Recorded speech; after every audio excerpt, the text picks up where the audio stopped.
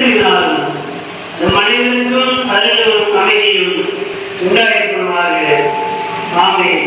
கண்களை மூடி ஆண்டவரை நோக்கி வேண்டிக் கொள்வோம்.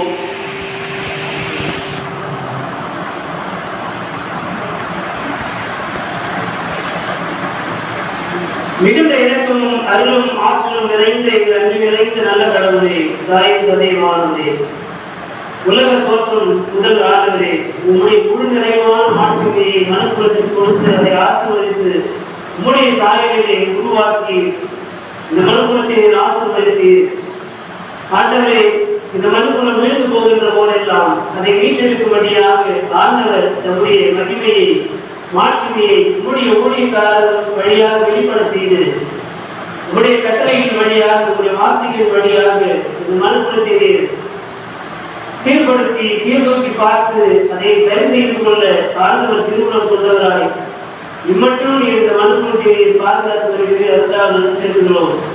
ஆண்டவரே, உடைய நிறைவான இறக்கங்களின் வழியை உடைய ஒன்றான மகனை இந்த முழு மாநிலத்தை மீட்கும்படியாக உடைய முழு நிறைவான சாயலையும் மாட்சிமையும் இயேசுவிலே கொடுத்து அதன் வழியாக இந்த முழு மாநிலத்தை முழு படைப்பையை மீட்டுக் கொள்ள நீ திருவுளம் கொண்டபடி நாளை உங்களுக்கு நன்றி செலுத்துகிறோம். இந்த நாளிலும் உடைய மகனாக இந்த ஆண்டவர் இயேசு கிறிஸ்துவுடைய அந்த மாட்சிமையை கர்நாக கட்ட அந்த நற்செய்தி ஆண்டவரே நான் கேட்கவும் அதன் வழியாக நாங்களும் அந்த மாட்சிமையை பங்கு பெறவும் நீர் எங்களுக்கு இந்த நாளிலே அழைப்பு கொடுக்கிறீர்.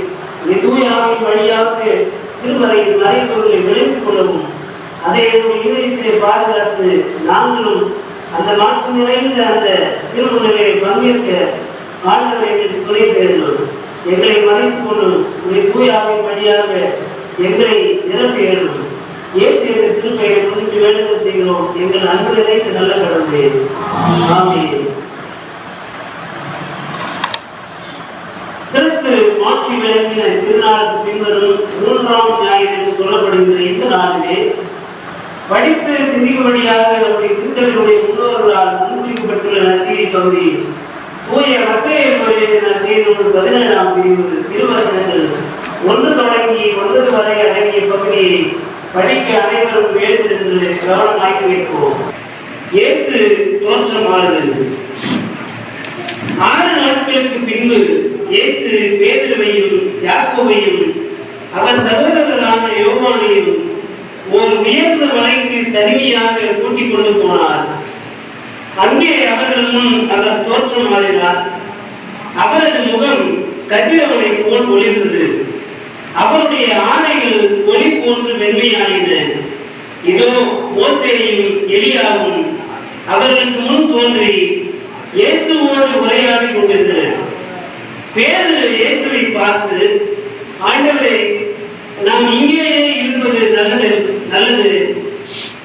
உமக்கு ஒன்றும் மோசேக்கு ஒன்றும் எலியாவுக்கு ஒன்றுமாக 3 கூடாரங்களை அமைக்கட்டுமா? இது உமக்கு விருப்பமா என்றார். அவர் தொடர்ந்து பேசிக் கொண்டிருந்த போது ஒளிமயமான மேகம் ஒன்று அவர்கள் மேல் ஏறிட்டது. அந்த மேகத்தினின்று, என் அன்பார்ந்த மைந்தர் இவரே, இவர் பொருட்டு நான் கூறிப்படைகின்றேன், இவருக்கு செவிசாயுங்கள் என்று ஒரு குரல் ஒலித்தது. அதை கேட்டதும் சீடர்கள் மிகவும் அஞ்சி முகம் கூப்பர விழுந்தார்கள். இயேசு அவர்களிடம் வந்து அவர்களை தொட்டு, எழுந்திருங்கள், அஞ்சாதீர்கள் என்றார். அவர்கள் நிமிர்ந்து பார்த்தபோது இயேசு ஒருவரை தவிர வேறு எவரையும் காணவில்லை. அவர்கள் மலையிலிருந்து இறங்கி வந்த போது இயேசு, மானிட மகன் இறந்து உயிருடன் எழுப்பப்படும் வரை இக்காட்சியை பற்றி எவருக்கும் சொல்லக்கூடாது என அவர்களுக்கு கட்டளையிட்டார் என்று வருகிறேன்.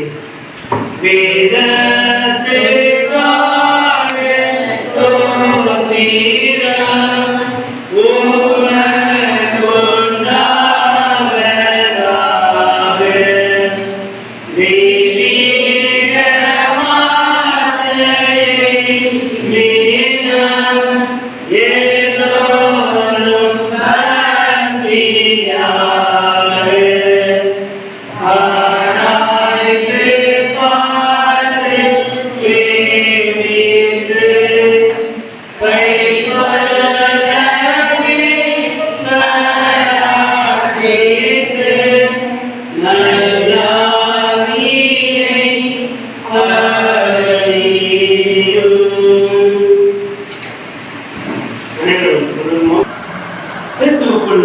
அன்பான பெற்றோர்களே, பெரியவர்களே, வாழ்க்கையிலே, குழந்தைகளே, ஒரு அனைவரையும் ஆண்டவர் இயேசு கிறிஸ்துவின் திருப்பெயராலே வாழ்த்துகின்றேன்.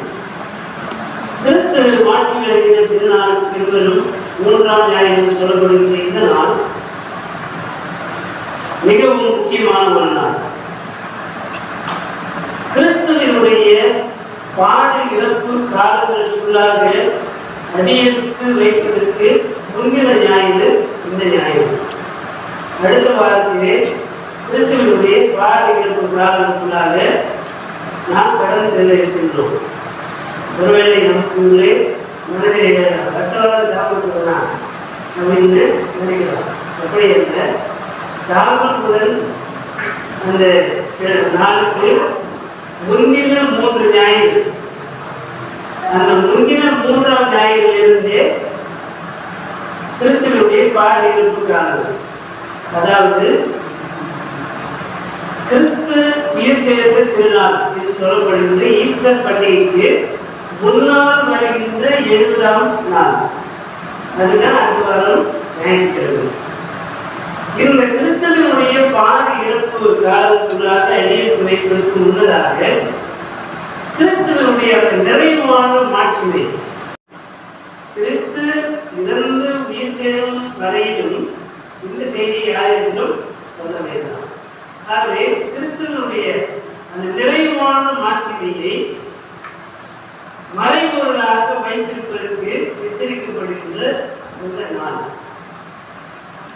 இயேசு தோற்றம் மாறினார் என்பது இந்த நாளினுடைய நிகழ்வு.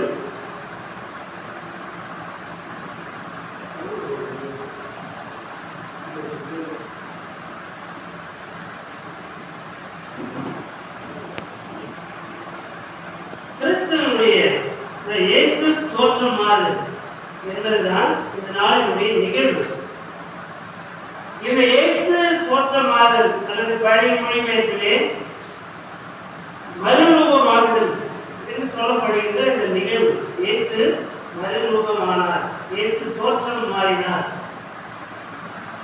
இந்த நிகழ்வின் வழியாக ஆண்டவர் அருளுகின்ற செய்தி என்ன? இந்த நிகழ்வு எதோடு தொடர்புடையதாக இருக்கின்றது? இந்த நிகழ்விலே பங்கேற்பவர்கள் யார்? ஏன் அவர்கள் அதிலே பங்கேற்கிறார்கள் என்பதை குறித்த கேள்விகளோடு நாம் இந்த பகுதிக்குள்ளாக கடந்து வருகின்ற போது இயேசு தோற்றமாதல் நிகழ்விலே நடைபெறுகின்ற ஆண்டவருடைய அந்த வல்லமையான செயல் என்ன என்பதை குறித்து நாம் சிந்திக்க இருக்கிறோம். இதை எப்படி நாம் சிந்திக்க இருக்கிறோம் என்று பார்த்தோம்னா, இயேசுவினுடைய உயிர்த்தெழுதல், இயேசுவினுடைய பின்னேற்பு, அதாவது வரத்துக்கு எடுத்துக் கொள்ளப்படுதல், ஆங்கிலத்திலே அசென்ஷன் என்று சொல்லுவோம். கிறிஸ்து உயிர்த்தெழுந்து திருநாளுக்கு வரும் 40வது நாள், அது ஒரு நிகழ்வு. கிறிஸ்துவனுடைய 2ஆம் வருகை குறித்து பேசுகின்ற போது பவுல் தெசலோனிக்கேய பட்டணத்திற்கு எழுதுகின்ற போது அங்கே அந்த இறப்பு குறித்தும் உயிர்த்தெழுதல் குறித்தும் பவுல் எழுதுவார். கிறிஸ்து உயிர்த்தெழுந்தவராய் வருவார். கிறிஸ்துவனுடைய உயிர்த்தெழுதலை முன்னிட்டு இறந்தவர்கள் உயிர்த்தெழுவார்கள், உயிரோடு இருக்கின்றவர்கள் தோற்றம் மாறுவார்கள். ராப்சர் என்று சொல்லி ஆங்கிலத்திலே சொல்லப்படும். ராப்சர் என்றால் அப்படியே உருமாறுதல் என்பது, அப்படியே உயிரோடு எடுத்துக் கொள்ளப்படுவதற்கு பேர் தான் ராப்சர் என்று ஆங்கிலத்தில் சொல்லப்படும். Resurrection and rapture. கிறிஸ்துவனுடைய வருகை வருகின்ற போது இறந்தவர்கள் உயிர்த்தெழுவார்கள், உயிரோடு இருக்கின்ற நாம் அந்த உயிர்த்தெழுந்தவர்களும் தூதர்களும் இருக்கின்ற அந்த வட்டாரத்திலே நாமும் உயிரோடு பங்கேற்போம் என்பதுதான் பவுல் சொல்லுகின்ற அந்த செய்தி. இந்த கருப்பொருளோடு, ஆகவே இயேசு தோற்றம் மாறுதல் என்பது உயிர்த்தெழுதல் மற்றும் வரத்துக்கு எடுத்துக்கொள்ளப்படுதல், உயிரோடு எடுத்துக்கொள்ளப்படுதல் என்கின்ற அந்த இறையின் சிந்தனைகளோடு இந்த நாளினுடைய நற்செய்தியை நாம் ஏற்றுக்கொள்ள இருக்கிறோம். இயேசு தோற்றமாதல் என்கிற நிகழ்வு எப்படி எல்லாம் திருமறையிலே இடம்பெறுகிறது. கடவுள் ஒளியாய் இருக்கின்றார். கடவுள் ஒளியை உண்டாக்கினார். ஒளி உண்டாக்கிறது என்றால் ஒளி உண்டாயிற்று. கடவுளே ஒளியாய் இருக்கின்றார். அந்த ஒளி இந்த உலகிலே வந்து மனித உருவிலே பிறந்தார். அவர்தான் இயேசு. அவரிலே கடவுளுடைய முழு நிறைவும் இருக்கின்றது. அவர் மனிதரோடு மனிதராக வாசம் பண்ணினார் என்று யோவான் முதலாவது பிரிவிலே நாம் படிக்கின்றோம். கிறிஸ்துமஸ் காலத்தில் அதை குறித்து நாம் அதிகமாய் சிந்தித்திருக்கிறோம். ஆகவே ஒளி உண்டாக கடவுள் ஒளியாக இருக்கிறார். சமீப நாட்களாக பார்த்தீங்கன்னா ஒரு விளம்பரத்தில் வந்து கொண்டிருக்கிறது. கடவுள் ஒளியிலே வாசம் பண்ணுகிறார் என்பது யாரும் விளம்பரம் ஒரு என்ன விளம்பரத்திலே சமீப நாட்களாக வருது. கடவுள் ஒளியிலே இருக்கிறார் என்பது ஐதீகம் என்று சொல்லி சொல்லப்படுகிறது இல்லையா? கடவுள் இருக்கிறார். கடவுளை வழிபடுவதற்கு அடையாளமாக விளக்கேற்றுவது எல்லா சமயங்களிலுமே. சில சமயங்களிலே கடவுளை வழிபடும் போது விளக்கேற்றுவது வழக்கு. ஒளி கொடுக்கின்றவற்றை கடவுளாக வழிபடுவது ஒரு சில மக்களுடைய வழக்கு. கடவுள் ஒளியாய் இருக்கிறார். அவருடைய அந்த ஒளியினாலே இந்த இயற்கை ஒளி பெற்று ஒளி தருகிறதாய் இருக்கிறது. இதுதான் நம்மளுடைய நம்பிக்கை.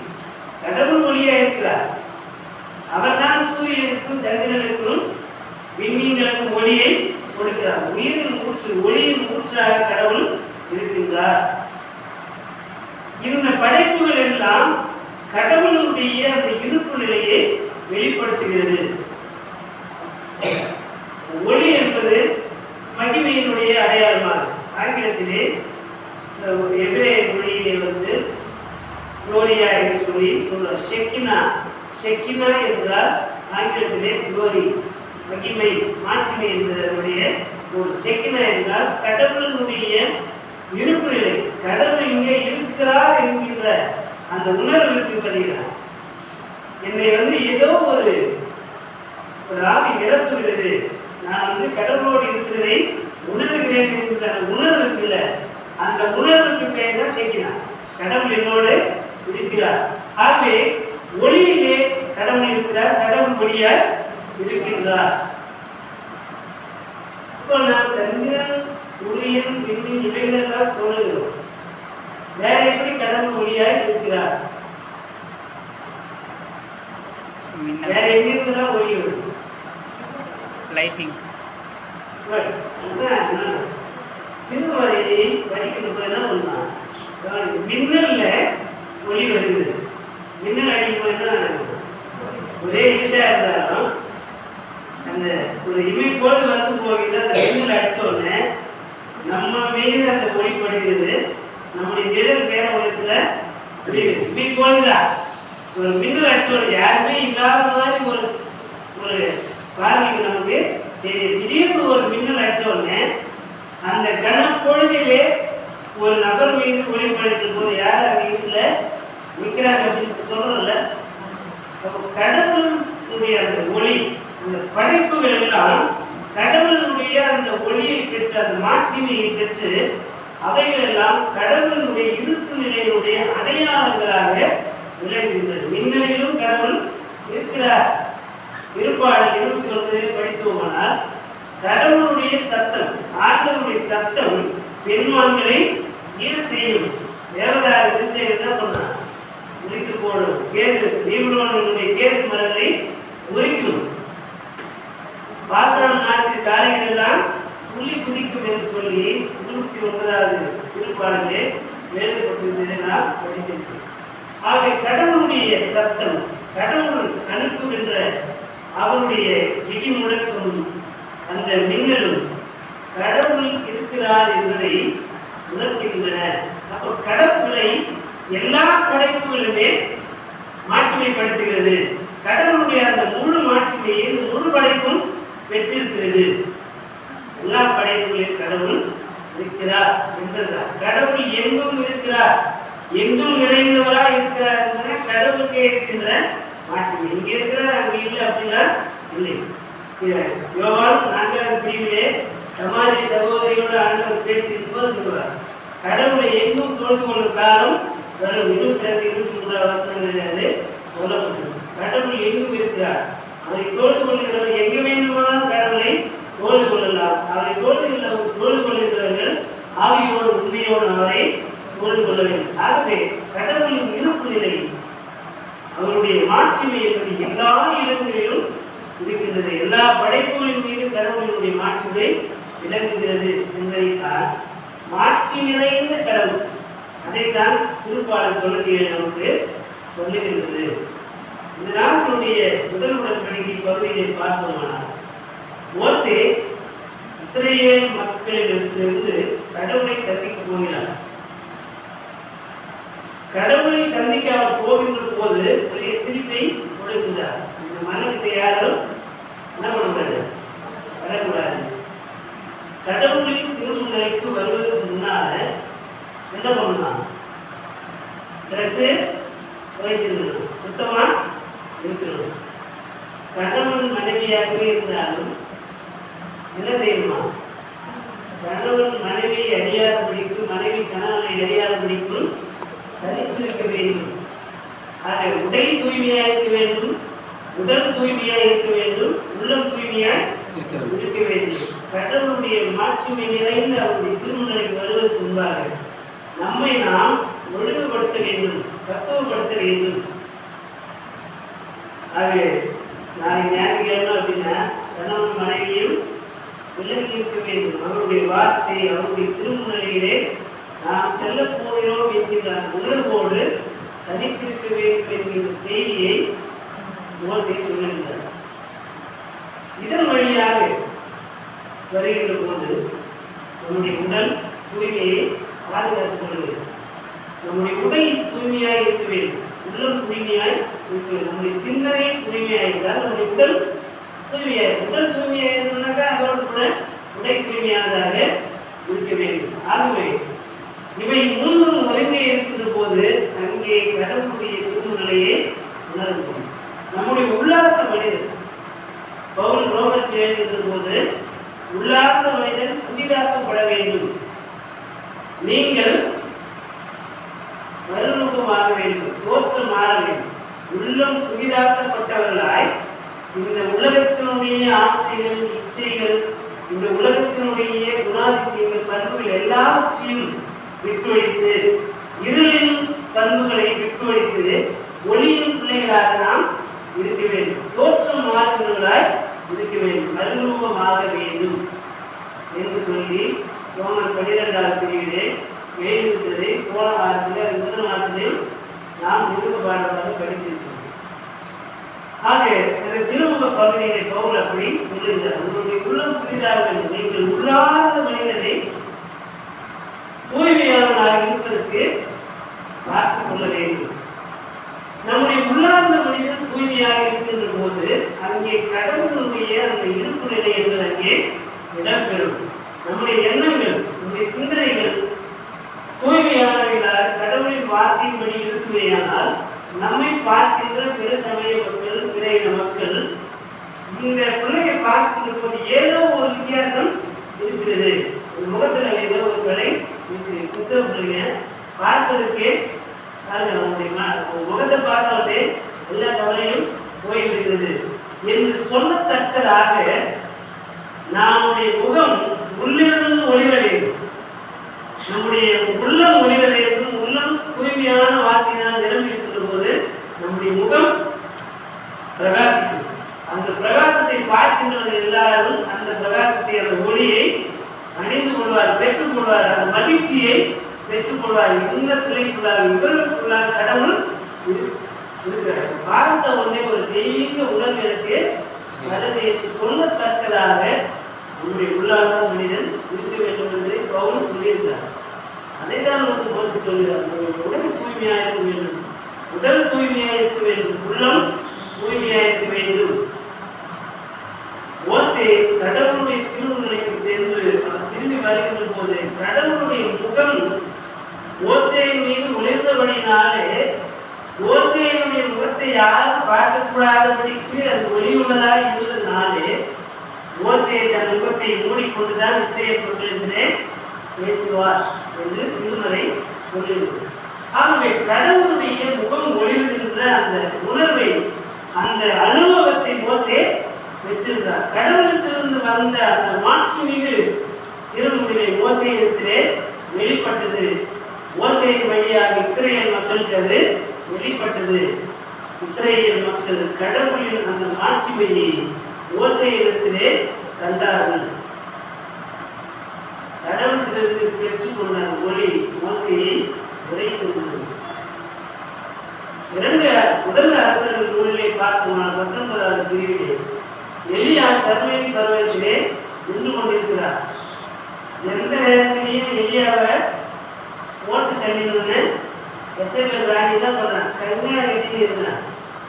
பாகால் தெய்வத்தை வழிபட்டு பாகால் வழி செலுத்தி கொண்டு இஸ்ரேல் நாடு முழுவதும் இஸ்ரேல் மக்களை கடவுளுக்கு விரோதமாக, யாரே கடவுளுக்கு விரோதமாக தன்னுடைய அதிகாரத்தை பயன்படுத்தி மக்களை கடவுளுக்கு எதிரான விதத்திலே செயல்படும்படியாக நடத்தியிருந்தார்.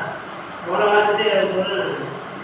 இஸ்ரேல் மக்களை என்ன செஞ்சாங்க? விக்கிரகங்களுக்கு, வேற்று தெய்வங்களுக்கு பிள்ளைகளை பலியிடத்தக்கதாக அந்த அளவுக்கு கடவுளுக்கு மக்களை பிரித்து வைத்திருந்தார்கள். தன்னுடைய அதிகாரத்தை தவறாக பயன்படுத்தியிருந்தார். அப்படிப்பட்ட நிலையிலே எலியா அவர்களை கண்டிக்கின்ற போது இன்னையோட எலியாவை தான் பண்ணியிருந்தான், க்ளோஸ் பண்ணியிருந்தான். அதான் அவங்க எசபேல் ராணியுடைய நோக்கம். அதுக்கு எலியாவுடைய வாயிலிருந்து வருகிறவா, நீ பாகாலுக்கு பலி செலுத்து, நான் நம்புகின்ற என்னுடைய ஆண்டவருக்கு பலி செலுத்துறேன். உன்னுடைய பலி அங்கீகரிக்கப்பட்டா நான் நீ சொல்ற மாதிரி பாகால் தான் பண்றேன், வழிபடுறேன். என்னுடைய தெய்வம் தான் உண்மையான தெய்வத்தை நான் தான் பண்றேன், நீங்க ப்ரூவ் பண்றேன் என்று சொல்லி வெளியே அந்த கர்மேல் பருவத்தில் நிற்கும் போது 450 பாகால் தீர்க்கதரிசிகள் இறைவாக்கையாக இருக்கிறாங்க. ஒரே ஒரு தனி நபராக எலி அங்கே நின்று கொண்டிருக்கிறார். ஒரு ஆள் ஒரு பட்டயத்தை வச்சு எத்தனை பேர் வெட்ட முடியாது? 450 பேர் 450 பட்டயத்தை வச்சு வெட்டினா ஏதாவது மிச்சம் இருக்குமா? ஆனால் கடவுள் மீது இருக்கின்ற அசைக்க முடியாத நம்பிக்கையினால் எலியா முடிவோடு அங்கே இருக்கிறார். கடவுளுடைய அக்கினி வானத்திலிருந்து இறங்கின அப்படின்னாலே அந்த ஒரே ஒரு கல்லுக்குட்டியை அப்படியே அந்த அக்கினி தான் பண்ணுது, எடுத்து அந்த ரத்தத்தை எல்லாம் வெட்டி போட்டபடினாலே எலியா அங்கே உயிர் தப்புகிறார். கடவுளுடைய திருமுன்னிலை அவருடைய அந்த முழு மாட்சிமையும் இறங்கி வந்து எலியாவை நிரப்பிற்று. எலியா செலுத்தின அந்த பலியை அங்கீகரித்தது. எலியா வாழ்வு பெற்றுக் கொண்டார். அந்த விதமான கடவுளின் மாட்சிமை நம்முடைய வாழ்விலே இருக்கிறதா? அந்த மாட்சிமை பெற்றுக்கொள்ள வேண்டும் என்பதற்காகத்தான் பேருந்து நம்மை பார்த்து அழைக்கிறார். என் சகோதர சகோதரிகளே, எனக்கு அருமையானவர்களே, நீங்கள் எல்லாரும் எங்களுடைய வார்த்தையை கேளுங்க. இயேசுநாதர் சும்மா சாதாரணமானது கிடையாது. கன்னியின் வயிற்றில் பிறந்ததினாலே வெறும் மனிதனும் கிடையாது. அவர் கடவுளுடைய முழு நிறைவுமாக இருக்கின்றார். பவுல் சொல்வார், கொலை செய்வது கடவுளுடைய முழு நிறைவான கிறிஸ்து இருக்கின்றார். அவர்தான் கடவுள், அவர்தான் ஒளி, அவரே அனைத்து படைப்புகளுக்கும் மூலக்காரர்களாக இருக்கிறார். அவர்தான் இயேசு என்று சொல்லி பவுல் சொல்வார். அதாவது கொஞ்சம் இங்கே வேறு சொல்லுகிறார், நாங்கள் சொல்லுகின்ற நற்செய்தி ஏதோ எங்கள் வாயில வந்ததை எல்லாம் கட்டித்தரைகளாக புனைவுகளாக நாங்கள் சொல்லவில்லை. எங்கள் கண்களால் பார்த்து நாங்கள் பெற்ற அந்த மாட்சிமை நிறைந்த அனுபவத்தை உங்களோடு பகிர்ந்து கொள்கிறோம். கிறிஸ்து தன்னில் தானே மாட்சிமை நிறைந்தவரால் இருக்கிறார். தந்தையாகி கடவுள் நீங்கள் உங்கள் பிதாக்களிலிருந்து பெற்றுக்கொண்ட அந்த அனுபவம், கடவுள் ஆபிரகாமுக்கு வெளிப்பட்டார், ஈசாக்கு வெளிப்பட்டார், யாக்கோபுக்கு வெளிப்பட்டார். அந்த கடவுள் இப்பொழுது இயேசுவிலே முழு நிறைவாய் குடிக்கொண்டிருக்கிறார். அதை எங்களுடைய கண்களினாலே பார்க்கிறோம். எப்படி இருந்தார்னா, மோசேவுக்கு கடவுள் தம்முடைய ஒளியை வெளியிலிருந்து கொடுத்தார். எலியாவுக்கு நெருப்பின் வழியா கடவுள் வெளியிலிருந்து தம்முடைய மாட்சிமையை வெளிப்படுத்தினார். ஆனால் நாங்கள் பார்த்த கிறிஸ்து அவருக்குள்ளாகவே தந்தையாகி கடவுள் இருக்கிறார். அந்த உள்ளிருக்கின்ற கடவுளினுடைய முழு நிறைவான மாட்சி இயேசுவினுடைய உடல் முழுவதும் நிரம்பிற்று அவருடைய முகத்திலே வெளிப்பட்டது, அவருடைய உடையிலே வெளிப்பட்டதை எங்கள் கண்களால் நாங்கள் பார்த்தோம். இல்லையா? இந்த அனுபவம் இதுதான் பேர்களை குறித்து பேர்களின் வழியாக வெளிப்படுகின்ற நச்சு. பொதுவாகவே பேர்களை பேசும்போது அவன் வருகிறேன் எத்தனை காலத்தில் வருகிறேன் சொல்லுவாங்க. அதன் பிறகு என்ன பண்ணார் அப்படின்றது என்ன பண்ணதில்லை, பேசுவதே கிடையாது. இயேசுவை மறுதளித்தார். வேறு யாரு? இயேசுவை மறுதளித்தார். இயேசுக்காக தலைக்கீழாக தொங்கி தன் உயிரை கொடுத்தவர் பேரு. இந்த ரட்சியை முன்னிட்டுதான் அவர் தலைகீழா சிலுவையிலே அடிக்கப்பட்டார். தன் மரணம் வழியில் தன்னுடைய இறப்பு மட்டும் கிறிஸ்துவுக்காக கிறிஸ்துவனுடைய மாட்சிமையை பிரதிபலிப்பதற்காக தன் உயிரை கொடுத்தார். அப்படி அவர் ரட்சியை சார்ந்து பகிர்ந்தவராய் இருந்தார். நாங்கள் கண்ட நாங்கள் பெற்றுக்கொண்ட அந்த மகிமை நிறைந்த அனுபவத்தை நீங்கள் பெற்றுக்கொள்ள வேண்டும் என்று நாங்கள் விரும்புகிறோம். யார் பெற்ற இன்னும் வேலை வையம், நான் பெற்ற அந்த மாட்சிமை நிறைந்த அந்த மகிழ்ச்சி நீங்கள் என்ன பண்ணுங்க, பெற்றுக்கொள்ளுங்கள் என்று கெஞ்சி அழைக்கிறார். இது கற்பனை அல்ல, கனவு அல்ல, இல்லை யாரோ சொன்ன புராண கதை கிடையாது. எங்கள் கண்களால் நாங்கள் பார்த்திருக்கிறோம், நாங்களே அதற்கு சாட்சிகளாய் இருக்கிறோம் என்று சொல்லுங்கள். இது இந்த இயேசுடைய தோற்றம் மாதிரி குறித்து பேதுருடைய வார்த்தை. அப்போ பேதுருக்குள்ளவே ஒரு மாற்றம் ஏற்பட்டிருக்கு. இதுவரைக்கும் பழைய மனிதனாக இயேசுடைய ஊழியர் காலங்களிலே பணி காலங்களிலே மறுதளிக்கிற அளவுக்கு இருந்த பேரு உயிர்த்தெழுந்த ஆண்டவருக்கு உயிரையே கொடுத்து ரட்சையை பணி செய்கிறதாய் வாழ்ந்தார். அதுதான் கிறிஸ்துவனுடைய மாட்சிமை அவருக்குள்ளாக நிரப்பப்பட்டிருந்தபடினாலே தம்முடைய உயிரையும் அற்பமாக எண்ணி ஆண்டவருக்காக சான்று பகர்ந்த ஊழியத்தை நிறைவேற்றினார். இந்த நிகழ்ச்சியை குறித்து இவைகளெல்லாம் சிந்திக்கும் போதாக இங்கே கடவுள் புறநிலையிலிருந்து தம்முடைய ஒளியை மோசேவுக்கும் எலியாவுக்கும் வெளிப்படுத்தினார். கிறிஸ்துவனுடைய மாட்சிமையிலே கிறிஸ்துவே தந்தையினுடைய முழு நிறைவாயிருந்து தம்முடைய சீடர்களுக்கு போது ஒரு முழு நிறைவான காட்சியை வெளிப்படுத்தினார். இந்த நிகழ்வை குறித்து நற்செய்திக்குள்ளாக பார்க்கும் போது நற்செய்தி நூல் என்று சொல்லி ஒரு நிகழ்வை நாம் படித்திருக்கிறோம் இல்லையா? நற்செய்தியில ஆண்டவர் இயேசு தோற்றமாடினால் அங்கே எலியாவும் மோசேவும் காணப்பட்டார். ஏன் அவர் இருந்தார்? அதனுடைய பின்னணி என்ன? அதனுடைய அடையாளம் என்ன என்று பார்க்கும் போது மோசே இல்லற வாழ்வுக்குள்ளாக வாழ்ந்தது. எலியா இல்லற வாழ்வு என்னன்னு தெரியாது. எலியா தனிமையா பேச்சுலர். மோசே குடும்ப வாழ்வுக்கு உட்பட்டு திருமணம் செய்து எனது பிள்ளைகளுக்கு தகப்பனாக இருந்து சிறையில் மக்களை வழிநடத்துகிற ஒரு தகப்பன். ஆகவே கடவுளின் மாட்சிமை விளங்க வேண்டுமானால், கடவுளுக்கு ஊழியம் செய்ய வேண்டுமானால் அதற்கு இல்லற வாழ்வு தடை கிடையாது, துறவரமும் தடை கிடையாது. புதிய ஏற்பாட்டில் பவுல் சொல்லியிருப்பார், திருமணம் செய்யுங்க செய்யாம போதும், எப்படி வேணாலும் வாழலாம் அப்படின்னு சொல்லுவார். சில பேர் பார்த்தீங்கன்னாக்கா துறவரம் தான் வாழணும், அப்படி செஞ்சால் தான் கூலிட்டு செய்ய முடியும், குடும்பமாக இருக்கக்கூடாது, கல்யாணம் பண்ணக்கூடாது, நாய் பிள்ளைங்க இருக்கக்கூடாது. இது ஒரு பார்வை.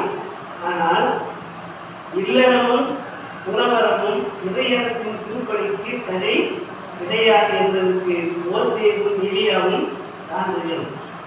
ஆகவே இல்லறத்தின் வழியாகவும் கடவுளை மாட்சிப்படுத்த முடியும், துறவரத்தின் வழியாகவும் கடவுளை மாட்சிப்படுத்த முடியும். இது மோசே எலியாவுக்கு இருக்கின்ற அந்த வாழ்க்கை முறை.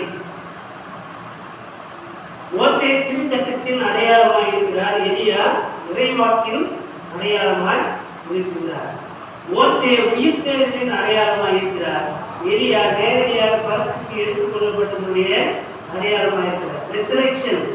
resurrected Moses, raptured Elijah. சரியா? மோசே உயிர் தெரிந்திருக்கிறார்.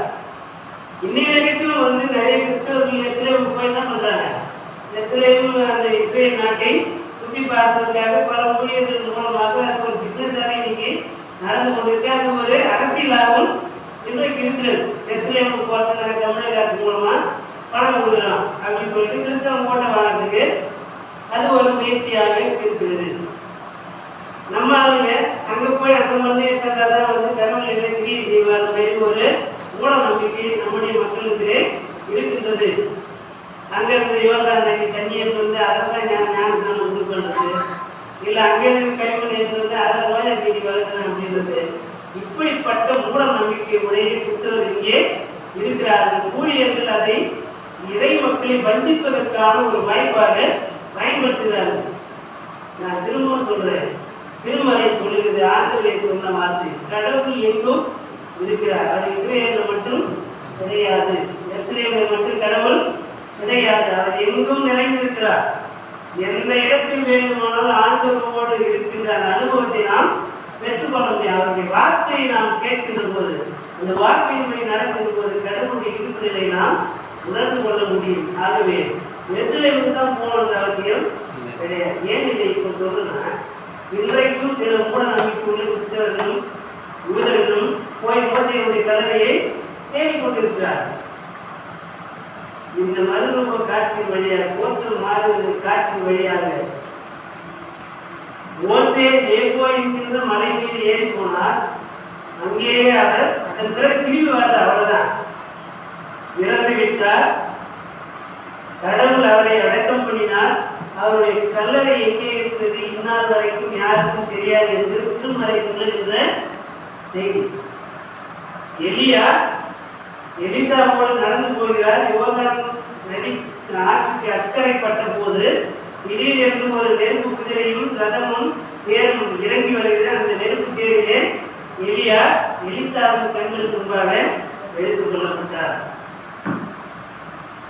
ஆக இவங்க இரண்டு பேரும், இறந்த மோசேயும் எடுத்துக் கொள்ளப்பட்ட எலியாவும் இப்போது இயேசுவோடு நின்று கொண்டிருக்கிறார்கள். ஒருவர் உயிர் தெளிவின் அடையாளமாக இருக்கிறார், இன்னொருவர் எடுத்துக் கொள்ளப்படுவதனுடைய அடையாளமாக இருக்கிறார். இந்த ரெண்டு அடையாளங்களும் இயேசுவிலே நிறைவேறுகிறது. எங்கே நிறைவேறுகிறது? இயேசு இந்த உலகத்திலே மனிதனாக வந்தார், வாழ்கிறார், திருப்பணியாற்றுகிறார், சிலுவையிலே அறையப்பட போகிறார். சிலுவையிலே அறையப்பட்ட ஆண்டவர் இயேசு இறந்து அடக்கம் செய்யப்படுகிறார். 3ஆம் நாள் உயிர் எழுகிறார். ஆகவே இயேசு முதலாவது இறந்து உயிர் எழுகிறார் என்ற ஒரு செய்தி. இரண்டாவது, 40 நாள் கழித்து உயிரோடு என்ன பண்றாரு? நம்முடைய சீடர்களுடைய கண்களுக்கு முன்பாக அப்படியே எடுத்துக் கொள்ளப்படுகிறார். இவை இரண்டையும் இணைத்துதான் பவுல் என்ன சொல்றாரு? கிறிஸ்துவனுடைய வருகை வருகின்ற போது இறந்தவர்கள் உயிர் தேடுவார்கள். கிறிஸ்துவின் வழியாக நாம் உயிர் தேடும் நம்பிக்கையை பெற்றிருக்கிறோம். அதோடு கூட நேரடியாக இருக்கின்றவர்கள், அவருடைய வருகை வருகின்ற போது யாரெல்லாம் உயிரோடு இருக்கிறார்களோ அவர்கள் எல்லாம் உருமாறி தோற்றம் மாறி அப்படியே வெண்ணங்கி கழித்தவர்களால் இந்த உயிர் தெழுந்தவர்களும் தூதர்களும் இருக்கின்ற கூட்டத்திலே இணைந்து விடுவார்கள் என்று சொல்லுகின்ற போது இயேசுவினுடைய தோற்றம் மாறுகிற நிகழ்வு நமக்கு உணர்த்துகிற நற்செய்தி என்னவென்றால், மோசே வெளிப்படுவதன் வழியாக உயிர் தெழுது நம்பிக்கை. இயேசு உயிர் தெழுவார், இயேசு வரத்துக்கு எடுத்துக் கொள்ளப்படுவார் என்கின்ற ரெண்டு இறையனுடைய அடித்தளமாக குறியீடுகளாக மோசேயும் எலியாவும் இருக்கின்றார்கள். இதன் வழியாக ஆண்டவர் நமக்கு கொடுக்கின்ற செய்தி என்ன? இயேசுவினுடைய தோற்றம் மாதிரி எப்படி புரிந்து கொள்வது என்று சிந்திக்கும் முற்படுகிற போது ஏதோ இந்த தோற்றம் மாதிரி நிகழ்வு வழியாகத்தான் கிறிஸ்துவனுடைய மாட்சி வெளிப்பட்டது என்பது அல்ல.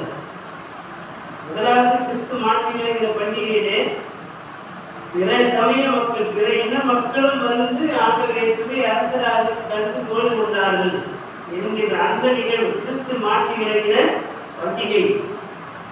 அதன் பிறகு 12 வயது சிறுவனாக ஆலயத்துக்கு செல்கிறார். அங்கே ஆசாரியின் நடுவிலே அமர்ந்து அவர்களுக்கு உபதேசத்தை கேட்கின்றவர்களாகவும் அவர்களை கேள்வி எழுப்புகிறவர்களாகவும் அங்கே மிகுந்த ஞானமுடையவராக இயேசு செயல்படுவதனாலே அங்கே கிறிஸ்துவின் ஆட்சி வெளிப்படுகிறது. அதன் பிறகு 30 வயதிலே போய் ஒரு கல்லு ஜாடி எடுத்து அதற்குள்ளே தண்ணீரை ஊற்ற சொல்கிறார். திரும்பவும் அதை கொண்டு வார்த்த சொல்கிறார். ஊற்றப்படுகின்ற போது தண்ணீராய் ஊற்றப்படுகிறது. வெளியே எடுக்கின்ற போது அது திராட்சரசமாய் இருக்கின்றது. அதுவே ஒரு தோற்றம் மாறுதல். இயேசுவினுடைய தோற்றம் மாறுதல், உயிர் தெழுதல், தரப்பிற்கு எடுத்துக் கொள்ளப்படுதல், இவை எல்லாவற்றினுடைய ஒரு அற்புத செயலாக அரும் அடையாளமாக முன்னுதாரணமாக இருப்பதுதான் தண்ணீரை திராட்சை. அங்கேயே என்ன நடக்குது? அங்கேயே கிறிஸ்துவனுடைய மாட்சிமை நிறைவேறுது.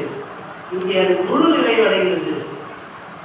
தண்ணீரிலே மூழ்கப்படுகின்ற எவையும் புதிதாக மாற்றுவாக்கு பெறும். நாம் திருமுழுக்கிலே தண்ணீருக்குள்ளாக அழுத்தப்படுகின்ற போது, நாம் வெளியே வருகின்ற போது கிறிஸ்துவாய் வெளியே வருவோம். நாம் கிறிஸ்துவை முன்னிட்டு தண்ணீருக்குள்ளாக திருமுழுக்கின் வழியாக நாம் மூழ்க செய்கின்ற போது, நாம் மூழ்கி எழுந்திருக்கின்ற போது நம்முடைய பழைய மனிதன், பழைய பாவங்கள் எல்லாம் நீங்கி புது படைப்பாக, புது மாநிலமாக, தோற்றம் மாறுகிறதாக கிறிஸ்துவனுடைய முழு சாயனுடைய உருவமாக நாமும் விளங்குவோம் என்பதுதான் இந்த நாளினுடைய செய்தியாய் இருக்கின்றது. அதற்கு நாம் செய்ய வேண்டியது, நம்முடைய பழைய மனிதனை நாம் கலைக்கின்றன. வேறு ஜென்மம் வேணும், மனம் மாறுதலாகிய உள்ள தூய்மை என்னும் நாம் மாற்றம் பெற வேண்டுமானால் நம்முடைய ஆழ்தன்மை, நம்முடைய பர்சனாலிட்டி, நம்முடைய பிஹேவியர், நம்முடைய சிந்தனைகள், நம்முடைய பேச்சு, நம்முடைய செயல், இவை எல்லாமே கிறிஸ்துவினுடைய மனநிலையை பிரதிபலிக்கின்றவர்களாய் இருக்க வேண்டும். இதுதான் இந்த இயேசு தோற்றம் மாறும் நிகழ்வின் வழியாக இந்த நாளிலே ஆண்டவர் தன்னுடைய ஆவியான வழியாக நமக்கு உணர்த்துகின்ற செய்தியாக இருக்கிறது. ஆகவே நம்முடைய உடை, நம்முடைய உடல், உள்ளம் எல்லாவற்றையும் கிறிஸ்துவுக்கு ஏற்ற தூய்மையை நிறைவேற்றிக் கொள்ள நம்மை நாம் ஆண்டவரை ஒப்புக்கொள்வோம். கடவுள் நம்முடைய நிறைவான வரங்களின்படி நம்முடைய ஆவியான வழியாக நம்மை ஆட்சிப்படுத்தி தன்னுடைய அருள் வரங்களின் வழியாக நம்மை பலப்படுத்தி காப்பாரு. கடவுள் தாமே இந்த திருவார்த்தை நமக்கு ஆசீர்வதித்து தருவார். ஆமென். கவலை மூடி ஆண்டவரை நோக்கி வேண்டிக் கொள்வோம். அனைத்து ஆற்றல்களுக்கும் ஆசீர்வாதங்களுக்கும் அருள்வரங்களுக்கும் ஊற்றாயிருக்கிற எங்கள் அன்பின் கடவுளே,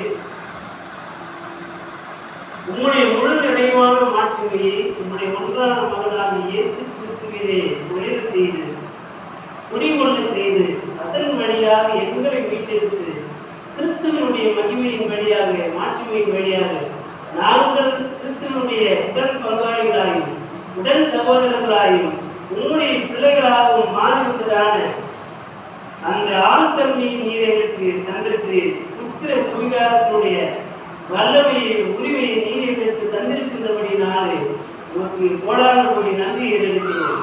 இந்த வழிபாட்டிலே பங்கேற்று உண்மை தோல்வி கொண்டவர்களாய் உங்களுடைய வசனங்களை படித்து சிந்தித்து ஆண்டவே உண்மை பற்றுகின்ற அந்த பற்றுவதிலே தங்களை நிலைநிறுத்திக் கொள்ள முன்வந்திருக்கின்ற உங்களுடைய பிள்ளைகள் ஒவ்வொருவரையும் தனித்தனியாய் பேராய் ஆசீர்வதிக்கிறார்கள்.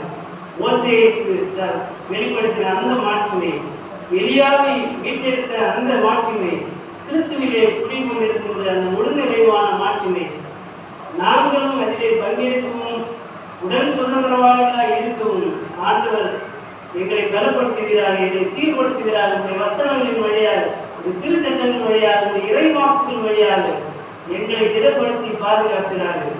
வழிபாட்டை பங்கெடுத்திருக்கின்ற எங்களுடைய பெற்றோர்கள், பெரியோர்கள், உடன்பிறப்புகள், சகோதர சகோதரிகள், பிள்ளைகள் ஒவ்வொருவரையும் தனித்தனியாய் பேராய் ஆசீர்வதிக்கிறார்கள். கிறிஸ்துவனுடைய அந்த முழு நிறைவான மாட்சியை ஒவ்வொருவரையும் ஆட்கொண்டு வழிநடத்திற்கு இந்த நற்செய்தி ஆண்டவரே, ஆலயத்துக்கு வெளியே இருந்து ஆண்டவரை இந்த ஒளிபெருக்கின் வழியாக கேட்கின்ற ஒவ்வொருவருடைய உள்ளத்திலும் உடைய மாட்சிமிகு திருமணங்களை நிறைத்து அவரை ஆழ்ந்து ஆசிர்வித்து அவர் உள்ளத்திலும் இல்லத்திலும் அமைதியையும் ஆசீர்வாதத்தையும் கொண்டு வர ஆண்டவர் அருள் செய்கிறார்கள். தூயாளருடைய வல்லமைக்கும் ஆலயக்கும் பயன்படுத்துவதற்கும் எங்களை ஒப்புவிக்கிறோம். எங்களை ஆண்டு கொண்டு பயன்படுத்தி பலப்படுத்தும். இயேசு என்ற திருப்பெயரை முன்னிட்டு வேண்டுதல் செய்கிறோம் எங்கள் அன்பு நிறைந்த நல்ல கடவுளே. ஆமென். ஆமென். பரலோகத்தில் இருக்கிற பிதாவே, உம்முடைய நாமம் பரிசுத்தப்படுவதாக, உம்முடைய ராஜ்யம் வருவதாக, உம்முடைய சித்தம் பரலோகத்திலே செய்யப்படுவது போல பூமியிலே செய்யப்படுவதாக. அன்றைய வேண்டிய ஆகாரத்தை விட்டார் எங்களுக்கு விரோதமாக குற்றம் செய்வது நாம் மன்னித்தது போல எங்கள் பாவங்களை எங்களுக்கு எங்கள் சோதனைக்கு உட்பட நாம் தீமையிலே விளைவித்தது. ராஜ்யம் வல்லமை என்றென்றைக்கும் உடையதே. ஆமென். அனைத்து ஆட்சி நிறைந்த நம்முடைய தாய் தந்தையுமாகிய கடவுளை அன்பும் நம்முடைய ஆண்டவர் மீட்பருமாகிய இயேசு கிறிஸ்துவுடைய அருளும் அமைதியும் தூய ஆவியாருடைய வல்லமையுள்ள பாதுகாப்பு பராமரிப்பும் மாறாத நித்திய உடன்படிக்கும் உறவும் ஐக்கியம் வாழ்ந்தது இன்று மற்றும் எல்லா காலங்களிலும் நம் அனைவரோடும் இந்த ஆண்டவருடைய வார்த்தை கேட்கின்ற ஒவ்வொரு மக்களோடும் நீடித்து நிலைத்திருந்த வேலைக்கு காப்பனமாக. ஆமென்.